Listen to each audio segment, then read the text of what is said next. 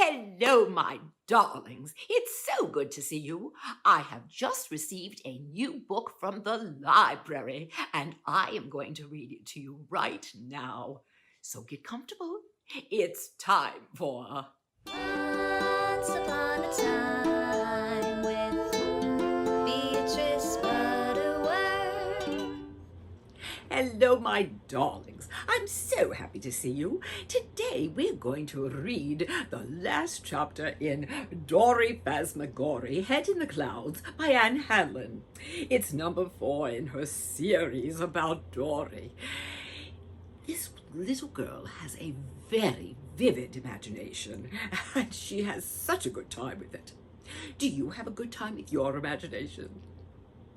Oh, I'm so glad to hear that. Now, let's read together Chapter 7, Lost and Found. The next morning, I come downstairs crying. Mrs. Gobblecracker took my tooth last night. It's gone. Did she take the toaster too? Asked my dad. What? Rascal, your tooth fell out? Asked my mom. Why didn't you tell us? I tried to squash her with my mattress, but she's so sneaky. She got my tooth without setting off the trap, I say, wiping my tears.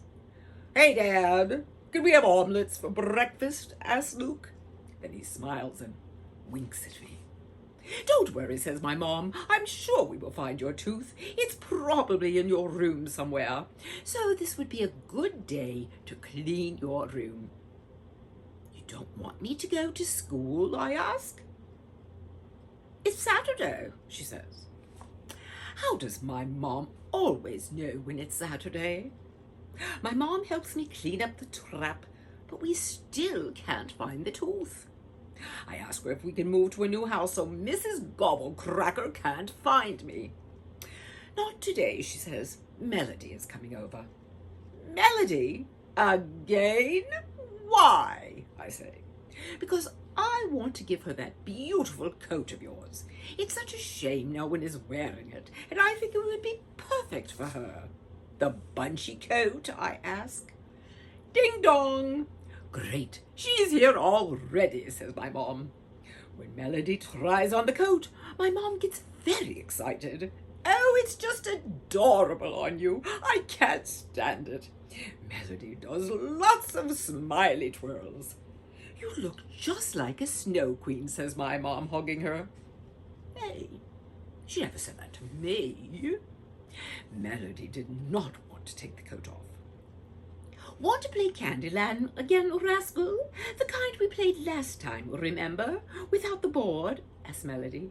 Because look, I can be Queen Frostine, Queen of Frosting, and you can wear your goggles like last time. Okay, sure, I say. But first, let's go on an adventure to get my tooth back. Back from where? Asked Melody. Mrs. Gobblecracker took it, I say, putting on my goggles, and she's up in the clouds. She thinks she's the tooth fairy. I'm not playing that, says Melody. Definitely not. That's way too scary. Are you sure? I ask her. Because we could get all the pillows in the house and put them on my bed. You know, for clouds. I promise it won't be scary. It will be soft and fluffy. How about I organize your sock drawer instead? Melody asks. Oh, fine. I gather every pillow from around the house and stack them on my bed. If you change your mind, I'm up here. Ring, ring. Ring, ring. Ring, ring. Huh? Ring, ring. Ring, ring. Hello? It's the tooth fairy. And she's saying a lot of really bad words. She thinks I'm Mrs. Gobblecracker. Eek!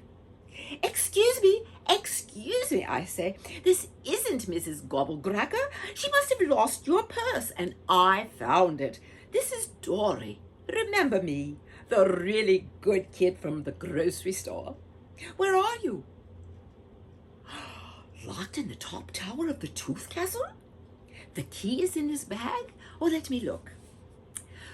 The Tooth Fairy's purse is a mess. And of course it's full of teeth. There's glitter and a fancy bathing cap and candy, lots of teeth, empty hot sauce bottle, a flashlight, a matchbook, and dollars. At the bottom of the purse, I find the key. I found it. Okay, I'm on my way. I run across a path of clouds to the Tooth Castle. I climb the stairs to the top tower and unlock the door. What took you so long? There are kids waiting all for me all over the world, says the Tooth Fairy. And it's so hot in here, she says, grabbing the purse from me. Even though she's a little grouchy, I love her so much. The first rule of being a Tooth Fairy is hold on to your purse. Mrs. Gobblecracker sure has a lot to learn, says the Tooth Fairy. How are we going to stop her, I ask. Give me a minute, she says. I'll make her a present. A present, I say? Trust me, she says, and gives me a wink. Just then, Melody walks up the tower stairs. Queen Frostine, what are you doing here? What a beautiful coat, says the Tooth Fairy. Look, I found your tooth, says Melody. It was in your sock drawer. Sock drawer? How did it get there? And here's a bunch of socks with no match. What should I do with them? Asks Melody. Can I just hold on to those, I ask. Okay, but can we play Candyland now, she asks. 1 second, I say. I'm almost done here. All set, says the Tooth Fairy, putting on her wings. I have to make a quick call to my husband before I go, but she says, just so he knows I'm safe. Okay, here's the present for Mrs. Gobblecracker, says the Tooth Fairy, handing it to us. Dory, put that tooth under your pillow tonight, she says as we follow her downstairs. Nighty-night, she says, and flies away. Mrs. Gobblecracker lands her plane right outside the castle. Have you seen my purse? Who is this fluff ball with you? We have a present for you, I say. A present? For me? She asks. She opens the box. Real Tooth Fairy wings! I can fly! Oops. Crash. Okay, let's play Candyland now. That night, I put my tooth under my pillow. I'm so tired from my adventure that I fall asleep right away. In the morning, when I wake up, I check under my pillow. My tooth is gone. And there's $1 and a lollipop. Before I jump out of bed and tell my family the good news, I think of the lollipop forest. 1 lick, and I'm gone. The end. Hope you enjoyed that wonderful book. I look forward to seeing you next time. See ya. My darlings, if you enjoyed this story, please press the red button underneath my video to subscribe. This will make it easy for you to come back and read along with me.